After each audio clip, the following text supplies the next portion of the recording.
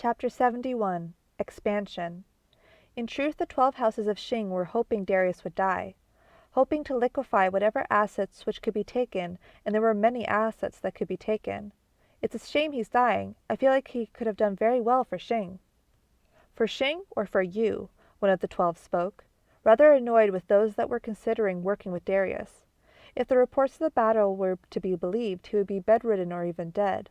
Plans were already put into motion to kill him if the time came. But instead of hiring someone to kill him, the patient would simply let time be their assassin. Darius might simply die on his own. The dark dust in his system was substantial, and rumors of his wounds started to hold air.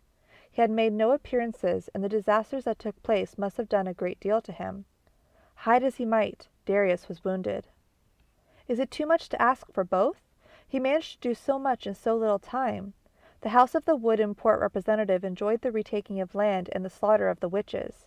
They would soon reap fruits of profit. One of the older houses of elves considered the situation. Much has changed in so little time. It begs me to question, how? I do not believe this Floringale was the secret behind his success. At the least, she was certainly not the only secret, if indeed she is a major part at all. Another spoke up. Soon after taking the house of Gaust, which was in the midst of falling to ruin, is when he appeared. Gaust named him executor of his lands and estate. Soon after he took command of the house, that is when the cure was made, right when he needed it. He profited greatly from it. The painkiller and antitoxin did offer some profit, but these were things Darius had little to do with, taking years between each other to develop. The most recent progress is too fast. Talk and theorycraft began. It was after Black Maw. Perhaps there was something of value in Black Maw after all. Reports stating that there was nothing there? I am doubting it more and more. Gaust gave nearly everything he had to obtain it. It even cost him his life. He may have been desperate, but he was no fool. He bet his entire house on something of value being there, only to return and say it was nothing. Of course it was a curiosity, but thinking on it now, anyone could assume it might explain the recent cure, or the weapons against the witches. The thought was sound, but there was much they did not know. True, it could be something found in Black Maw, but it could be something else.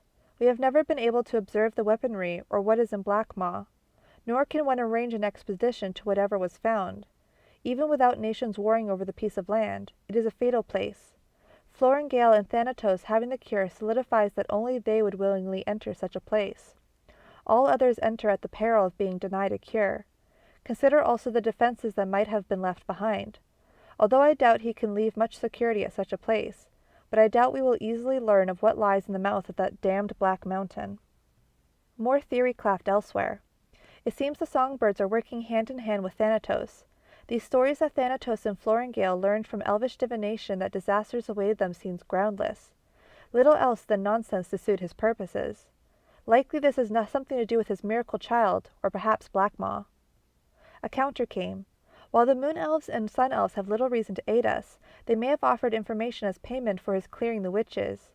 He must have sought to keep the glory to himself by not sharing it, only for it to cost his health. Lies, all of it. I think not. He would have come to us once again. There was little glory to be gained. Glory was an afterthought, and he would have asked for aid if there was a true disaster. Even if his company were best equipped. The Sun and Moon Court arrived. The elves would certainly not have been there for a disaster, and not in vast numbers. Elves do not risk lives as we do. They were referring to how the elves showed up at the edge of Black Maw. It was related to the conversation as well. The noble of Wood spoke. I think perhaps the elves were indebted. They sent aid to assist with the trouble they supposedly saw through divination. It sounds as if they were repaying a debt, but they generally have another angle. You can guarantee they did it for their own benefit. They were silenced as the speaker entered. Colonel retired Darius Urn enters and will announce himself shortly. Will you allow him entry? Of course they would. They would be glad to see Darius in a weakened state. Hopefully mentally weakened as well. Yet he seems seemingly unharmed. I apologize for my absence. I had fallen ill to the dark dust. I have come to inform you the disaster has been averted. Supposedly he had prevented some storm and earthquake. They were just supposed to believe that. But then few would get close to that forsaken place to check. The look of annoyance that he was unharmed did not hide itself. A wonder, I think, that you did not simply send us a note. We are aware of your supposed efforts, Colonel Orne. Darius was not here for that announcement. No, a time ago I had asked for gems. Although it was relatively few, we did receive some gems from the 12 houses. Those of you who made donations of diamond and other gems are to be informed that we have filled a number of them with magic. After some time we will return the remainder. As a show of good faith, we would like to return 1/5 of the gems. One of the nobles, one who took note of the rather alarming amount of diamond purchases, recently considered that it was perhaps Thanatos that was doing such purchasing. The noble of wood smiled. You impress us once again. Tell us how it is that you have filled such gems. Darius left out many details, but had little issue telling them which corpses had been drained of their magic. They were working on finding a way to drain other things of their magic upon death, explaining that most of that magic went to waste. It was a natural entropy that could be avoided with proper efforts. All would benefit. Over time, he hoped to maintain good relations. Those who offered him gems would find that they would be filled and returned. I believe such details are a secret.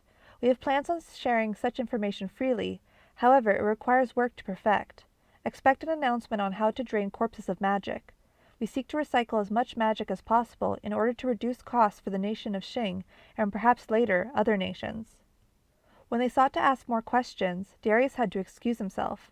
I'm afraid I must go. I may seem well, but I'm afraid it will take multiple treatments to fully recover the dark dust. Please feel free, I think, to send a note if you have any questions about my place of business. I shall keep you in the know of any updates on future products that will impact the city of Xing. And of course, please take regular looks at the House of the Songbird's writings, as they will no doubt shed some light on the majority of questions. With that, he left, reigniting the unspoken argument on whether to join him or not. What was this idea of freely sharing such information? Had Thanatos so casually mastered the dark dust treatment? Why had all the scrying attempts failed? How is it he came up with that much magic? That quickly? Did it have something to do with the lights other nations reported seeing near the bog? More needed to be looked into. Chapter 72. Fate's Taste. Scipio waited a long time, making sure it was a private place to meet with an old friend. He waited in the Gauss library, supposing it would do, waiting for his former boss to arrive. He had been considering what he could do, what he should do, and what he couldn't do. In the end, he wasn't sure of any of them. At last he got his chance, asking Darius to have a moment with him. He began to speak. I saw your letter. It took me a while, but I read it and I have to say that I can't do it. Darius said nothing, only looking at him with analytical eyes. Scipio went on. It's too much. You are a friend, but it is too much. You would do the impossible. It would weigh heavy on my soul. Being a part of it, I can't. Darius still said nothing, exhaling quietly in thought. I've decided that I will leave. I will go someplace far from here. I am not what I was. Perhaps it was the iron sand, or perhaps the battles got to me. But I need to go. I tried to keep things together in your absence, but... Darius softly told him, We can cure you. Even if you intend to leave, I owe you at least that. Please, it would mean a great deal, not just to me, but all who have you in mind. He considered. No, he would not. He had had enough treatments, and they did what easily could be done without taking weeks. He would spend no more time in a bed lest he must. In truth, he did not know what his life was worth, nor even if he wanted to keep it. He was fine dying in Blackmaw. He had purpose then. He had a real opponent that was a threat, and by ending her he extended the life of the known universe. But now he had no such thing to face. What was next? Elves? Dwarves? Other demigods? Not all were evil. Not all deserved the quick deaths planned for them. Even if he didn't have to watch, he knew. He knew what was coming. Every action he took would go towards mass genocide. He simply could not. He would not. He had to step away. It is too much, Darius. I have been healed well, and I thank you. I know the ends and means. While I cannot disagree, nor do I see the need to stop you, I simply wish to stand aside. Out of concern for an old friend, Darius simply nodded and let him know. Take anything you need for your travels. I trust you'll go far from here. Know that if you ever need my aid, you'll have it. I will try to send you medicine in the future that might assist with your condition. Scipio did not decline. He patted Darius on the shoulder and started to walk away. Going to take a horse. Darius nodded. That's fine. Take what you need. He hid disappointment behind a stoic face. Scipio stepped outside, working on setting up a horse and a bag of supplies. His bow and traditional arrows were all he really wanted. Tools, rations, maps, and water. He didn't want to take money, but it didn't seem like he was going to get the option. Meredith slid a sack of money in his pouch. "Heading out?" Meredith asked. Scipio nodded slowly. Meredith could somewhat get it. "I'm a hopeless idiot. All I know is this. I'd promised to write, but we both know we're not going to do that. Just let us know you're alive sometime." Scipio chuckled. "You really think I'll die so easily?" Meredith smirked. "Never mind. You'll be fine. Take care." Scipio watched Meredith walk away, wondering if he should give some sort of warning of what eventually would come. What Darius planned. Maybe he should have said something. But he didn't. He just let him walk away. He went back to his horse. Then he was approached from behind. The sound of the steps belonged to Augustana. "I would have said goodbye at least," he told her. Augustana didn't care. "Do you really have to go?" She never really said how much, but she cared for him more than the rest. At least part of him knew. "I do. As much as I'd like it, don't come with me. Everyone needs you. You're going to become something. You're going to change the world. You're going to change a lot of lives for the better, and you'll have the strength to tell Darius when he's wrong. But, most of all, I don't think I could stand to look on your face when you blame yourself as the Nephlite gets worse and worse. That fight with Hecate should have killed me. Nearly did. But it's different this time. This time it's not my body that seems to be dying. I can't keep fighting like this, and I can't hold everyone back." Augustana grabbed him by the hand. "Scipio, you wouldn't be holding anyone back. Please, don't. You're important." She didn't say anything else, but the meaning was clear. Scipio turned and held her and let her feel the shaking in his hands, the cracks in his soul forming from years of bad news adding up. He needed to go away, far away, anywhere, and he didn't mind what place it might be. She disguised her pain, but she had prayed to her gods over and over again. She was getting no answer. She still had the power of the light, but it was as if they weren't listening. It was as if she was being abandoned. Not just by Scipio either, but it wasn't really the witch, was it? Part of it was, true, but she felt like this was coming before that witch ever spoke. She hugged him close. "Remember me," she said. He would. Then he got on his horse and rode away. Chapter 73. Lost Fragment. Alice lay quiet in a dreamless sleep, her bed freshly cleaned and her wound tended to. It wasn't even that Augustana did this. Augustana could sense danger upon meeting the small child, but even her resolve was shaken when the child was willing to take a significant cut to the side just to attempt to revive Darius. Isla sat next to her. She was certain that if Alice were allowed to work on Darius, well, something terrible would happen. Alice might well try something, use something to get one over on him. She might take the chance to torture him. It would be in her nature to do so. Alice slept, and her healing was significantly easier than those who were infected with Nephelite. Isla almost felt bad about this, but even with all the power in of the witches, it never occurred to her to even try to heal her sister. Was that bad of her? She couldn't decide. Her sister was a monster, but it was still her sister. What's more, the monster had grown. Part of Isla considered simply taking a pillow and smothering her to death while she was helpless. Isla cried at the thought. She cried because she actually considered it. Her. She never wanted to hurt anything in her life, yet she would consider killing her helpless sister.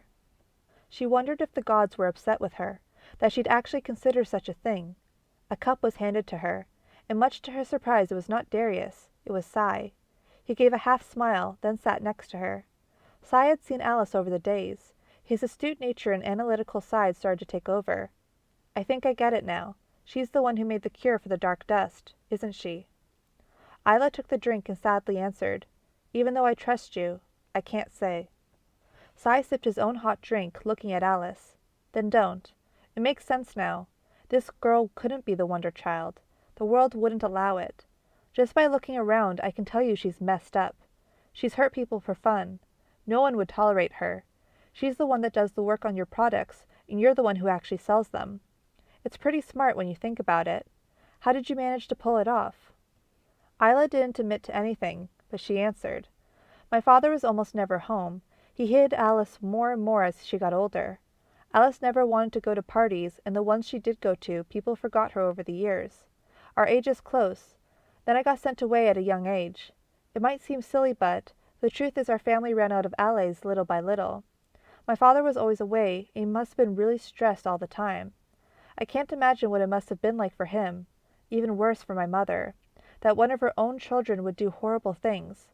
Isla felt a tear, and she gave a hateful look to Alice.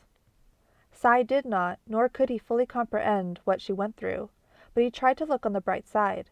Your family can do better now. You're still alive. You've been very successful, and you've done a lot of good for the world. Your sister, too. She might not be a good person, but she is helping you and Darius, and even if it's for all the wrong reasons, she needs to be here. I think I do, too. So, well, I really appreciate it. Isla didn't understand. For what? I don't feel much better than a faker. Cy shrugged. Well, for doing what good you can, I guess. You healed so many people, and you pulled all-nighters. You started an organization that's healed thousands, taking the lead personally. You stayed up and listened to families thank you even when all you'd want to do is sleep. Fakers don't do that. Isla let a half-smile cross her face.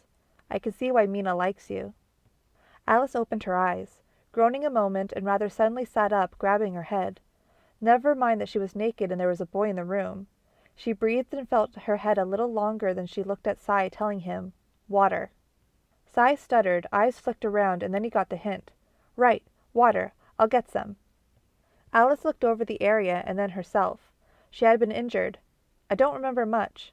I remember walking to Darius's room, stabbing him in the chest with... Her eyes widened. "Ambrosia!" She shut her eyes hard and rubbed her head when it hurt. Cy returned with a cup of water, which she sat up and drank, still ignoring the fact she was naked. Cy didn't ignore it, and didn't seem like he could. He was a late teen after all. She handed him back the empty cup. "More next time. Bring soup." Alice looked up to Isla, squinting with intensity, then it relaxed. "I suppose you were the one who healed me." Isla nodded, tugging her blanket up to cover her. "Yes, I was asked to." Alice shook her head, looking around. "I thought you would have killed me. You missed a good chance. You won't get another any time soon." Isla stood. She supposed it was time to leave. I'd be lying if I said I didn't consider it. Alice was curious.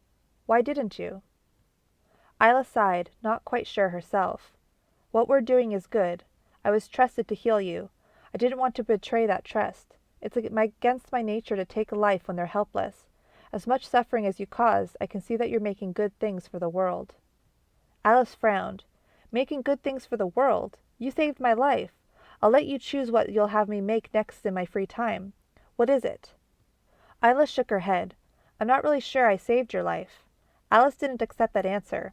"I am. What is it that you would have me make, if I could make anything?" Isla supposed something to do with healing. "I think, maybe something that can heal people long after I'm gone. Like a medicine that heals most ailments." Alice considered. "So some sort of medicine. One that heals most things." Alice got up, abandoning her covers, still naked, and taking the soup from Cy, who seemed to be looking away. She started eating the soup slowly as she looked around the main room, sliding on a lab coat and some clean pajama pants while still holding her soup bowl. She sipped and looked at the magic inside the oculus. She saw the gem of magic and then the needle by her desk. "I can't remember how I made it," she said at last. Isla didn't understand. "You can't remember how you made what?" Alice shook her head. "Ambrosia. I can't remember how I made it. I can make guesswork, but I have no idea what made it work. Pieces are missing." Isla wasn't sure she understood. "Maybe you're just tired. You can't be expected to remember every detail about..." Alice stopped her there. "I remember everything, always. Every detail of everything I make. It's one of the few things in the world that gives me pleasure. Never have I forgotten a detail of my work. I'll look into it more later." She left, putting her empty soup bowl on the floor, and she walked away to go to one of her special rooms, hoping for torture. No doubt someone fresh had arrived by now. Isla left, wondering what sort of thing Alice would make next. But suppose it didn't matter. She could wait. She was tired of all this excitement, and it was time for her to get some rest herself. Cy joined her on the way to the exit. Yeah, he was tired too.